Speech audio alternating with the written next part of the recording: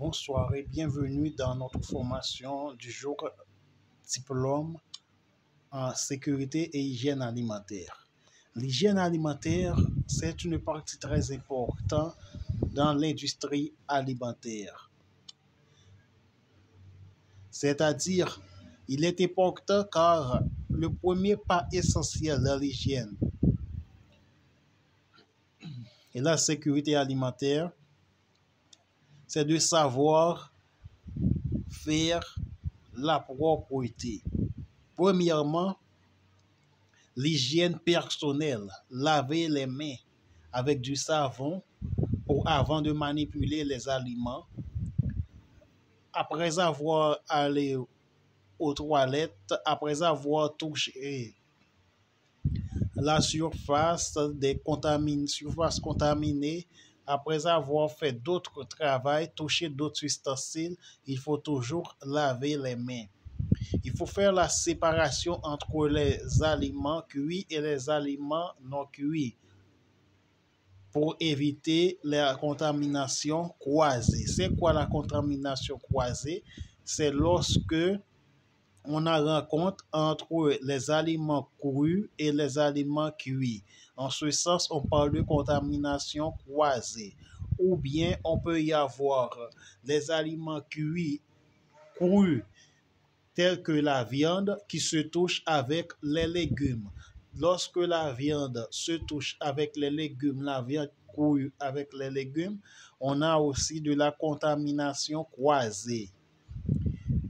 Il faut utiliser des différentes méthodes de cuisine si vous travaillez dans la cuisine. Et aussi, les éléments essentiels, il faut assurer que les eaux que tu utilises sont des eaux potables. Éviter d'utiliser de l'eau non potable pour faire le lavage, le nettoyage et la cuisson des aliments.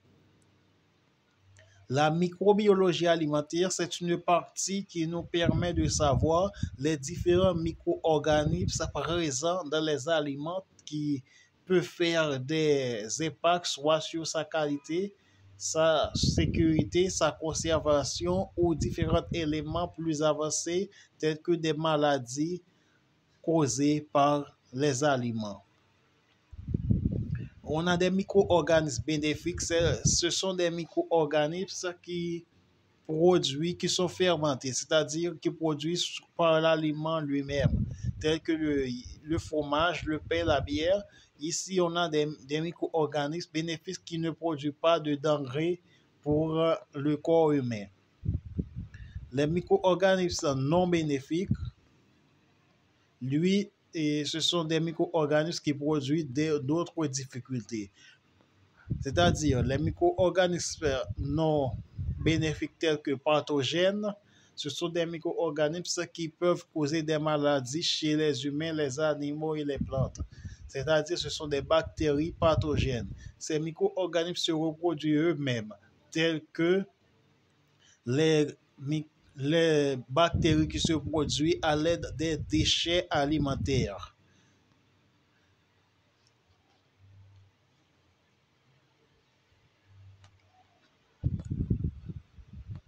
On a aussi d'autres éléments importants dans l'hygiène. Il faut bien dire, l'hygiène personnelle est importante avant l'hygiène des aliments. L'hygiène des aliments, c'est éviter de les rencontrer l'un à l'autre. Il faut éviter aussi d'utiliser des objets contaminés pour mettre des aliments qui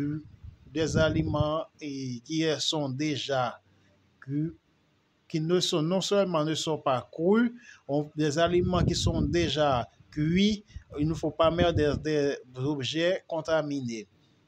Pour conserver les aliments, il y a différentes méthodes, soit la réfrigération et congélation, on peut l'utiliser pour les fruits, les légumes, les viandes.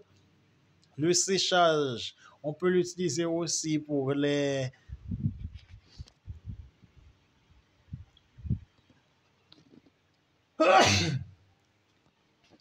excusez, il faut utiliser le séchage pour quelques fruits secs et ainsi que les différents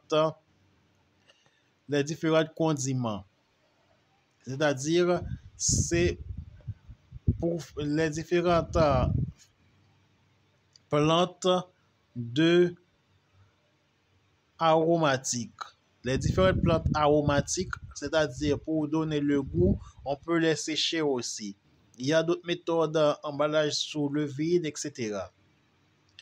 Comment nous pouvons faire une analyse microbiologique des aliments? Pour faire l'analyse microbiologique, il faut identifier s'il y a des pathogènes dans l'aliment, évaluer les différentes microflore, c'est-à-dire déterminer le niveau de micro-organismes que contient l'aliment, voir comment fonctionne son système de contrôle de sécurité par rapport aux normes et faire son étude par rapport à l'écologie du système environnemental.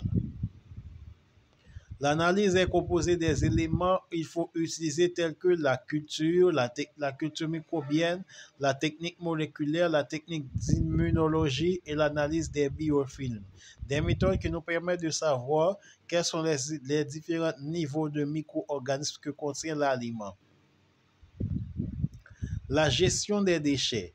Pour gérer les déchets, il faut savoir comment nous devons faire. Il y a différents types de déchets. Il y a des déchets de ménager, c'est-à-dire des résidus des foyers, c'est-à-dire les emballages, les restes alimentaires. On parle de déchets ménagers.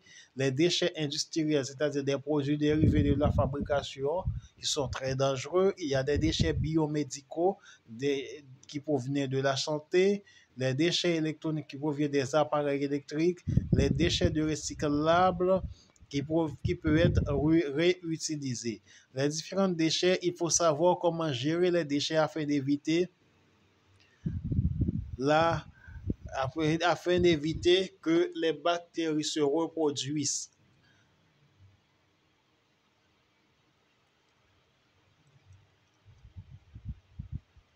Il y a d'autres méthodes que nous devons utiliser aussi les déchets afin de les transformer en d'autres matériaux. Ça, c'est une autre formation qui nous permet d'utiliser des techniques de recyclage pour transformer des déchets en d'autres éléments. La chimie alimentaire, lui, c'est un domaine qui nous permet de savoir la composition, propriété, transformation des substances qui présentent dans les aliments, tels que les aliments possèdent les éléments suivants des macronutriments qui se composent des glucides, tels que on recoupe les glucides, on a des sucres secs, simples, on a le glucose, des sucres complexes comme l'amidon, on a dans les pâtes, dans le riz, les céréales. On a aussi des protéines qui sont importantes, on les rencontre dans la viande, le poisson, etc. Et ainsi des lipides qui possèdent de l'huile végétale, des beurres, de la viande grasse. Ici, c'est sur le groupe des glucides. On a aussi le deuxième groupe important dans les aliments. Il faut savoir comment vous allez faire pour contrôler les différents additifs. Les aliments, vous pouvez ajouter des additifs, mais il est plus généreux d'utiliser des additifs naturels que artificiels, car les additifs artificiels portent des éléments différents, des éléments compliqués pour la santé. Les macronutriments, on va continuer, qui étaient composés de glucides, lipides, protéines. Et aussi, nous avons les micronutriments qui sont composés de vitamines, minéraux. Maintenant, les vitamines, on a des vitamines A qui nous allons retrouver dans carottes, foie, vitamine C dans les poivrons, dans les agrumes, les vitamines B1, B2, B3, B6, B12. Nous, on les rencontre dans les céréales, les légumes, la viande. Et la vitamine D qui synthétisée pour la peau, on les rencontre dans les poissons gras. On a d'autres vitamines hydrosolubles, on a des vitamines liposolubles. Les minéraux que nous avons besoin dans les différentes réactions chimiques de la chimie alimentaire. Maintenant, on a le magnésium qui est important pour apporter, on les retrouve dans les graines, dans les légumes. On a aussi des autres minéraux majeurs et les minéraux de trace. Partie importante. La chimie alimentaire. Dans la cuisson alimentaire, il y a une réaction chimique qui s'est faite. Cette réaction chimique peut être caramélisation, c'est-à-dire dans cette partie, le sucre chauffé transforme à une autre couleur. Ici, on parle de caramélisation.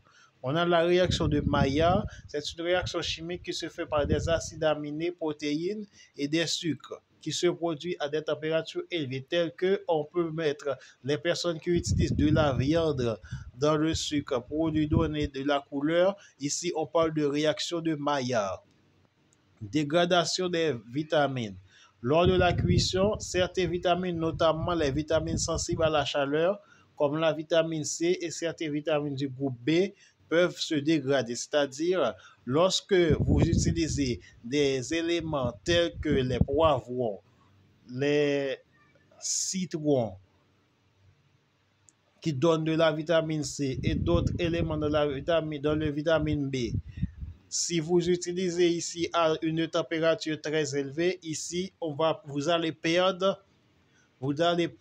les différentes vitamines C et B. Mais si en vous utilisant ces produits, vous les mettez dans la nourriture au moment où vous allez éteindre le feu, ici, vous n'allez pas perdre les différentes composantes de vitamine C et B. L'hydrolyse. L'hydrolyse lui-même, c'est ce qu'on ajoute de l'eau. Lorsqu'on ajoute de l'eau dans les cuissons, c'est-à-dire dans le riz, dans les autres céréales, on fait de l'hydrolyse. Coagulation, c'est produit lorsque l'on est en train de faire la cuisson des œufs, de lait ou de la viande. Cette réaction s'appelle coagulation. Dans cette partie, ces aliments sont chauffés, les protéines se dénaturent, perdent leur structure d'origine et s'agglomèrent, forment une texture plus ferme. La fermentation, lui, qui est une réaction chimique qui se fait par cuisson des processus tels que dans le pain. Le pain, on fait de la fermentation ou la levure. Dénaturation des protéines. La chaleur aussi peut provoquer une dénaturation des protéines en changeant leur structure et facilitant leur digestion. Par exemple, la cuisson de la viande et des œufs, la chaleur peut réduire leur niveau de protéines. La gestion allergène alimentaire, c'est-à-dire des maladies rencontrées par les aliments. Maintenant, il y a des personnes allergiques à des aliments tels que gluten, produits laitiers, œufs, fruits à coque, poissons, crustacés, soya et arachides. Ce sont des éléments des personnes qui peuvent y avoir des difficultés, des difficultés avec ces différents aliments. Pour pratiquer l'hygiène alimentaire, il faut premièrement laver vos mains, faire le nettoyage complet des surfaces, faire la séparation des aliments et apprendre à bien conserver les aliments, gérer les différents types de températures lors des cuissons. Pour faire la sécurité alimentaire, il est important de savoir gérer, évaluer la situation, renforcer la production locale. Ce sont les valeurs, les objectifs de cette partie de la sécurité alimentaire. Il nous permet d'améliorer notre accès à l'alimentation, à l'éducation. Il nous permet aussi de faire des moyens afin que le parti, c'est-à-dire le lieu où nous sommes, soit plus propre, car la sécurité des aliments, l'essentiel dans cette partie, c'est de présenter à des personnes des aliments sains et saufs, sans aucun élément de contamination. Les contaminations proviennent premièrement dans votre hygiène personnelle, deuxièmement dans l'hygiène de la cuisine ou de l'espace alimentaire. Quelles sont les différentes normes utilisées en système alimentaire et hygiène et sécurité? On a le norme HACCP, analyse des dangers et points critiques. C'est un système qui nous permet d'identifier les différents dangers qui peuvent provoquer par les aliments. Le système BPH, les bonnes pratiques d'hygiène, qui nous permet de savoir par les personnes qui travaillent dans l'industrie alimentaire afin de bien manipuler, préparer et conserver des aliments. Il y a aussi des systèmes de codex alimentaire qui est présenté par l'organisation FAO et OMS. Des systèmes de gestion de qualité alimentaire qui se fait par ISO 91000, ISO 22000. Ce sont des normes internationales que vous devez maîtriser afin que vous devez être plus clair dans le système de sécurité alimentaire. Mais dans cette formation, nous vous donnons les normes. Nous n'allons pas étudier les différentes normes, mais si vous voulez étudier les différentes normes pour bien les maîtriser afin d'avoir plus de compétences dans la sécurité alimentaire, vous pouvez demander ça dans les questions. Les éléments plus essentiels dans cette formation, nous devons savoir que la sécurité et l'hygiène alimentaire jouent des importances pour notre santé publique, car ces éléments peuvent nous guider à avoir une santé normale et aussi une santé mal dépend des différentes contaminations qui rentrent dans notre santé. Au revoir, merci.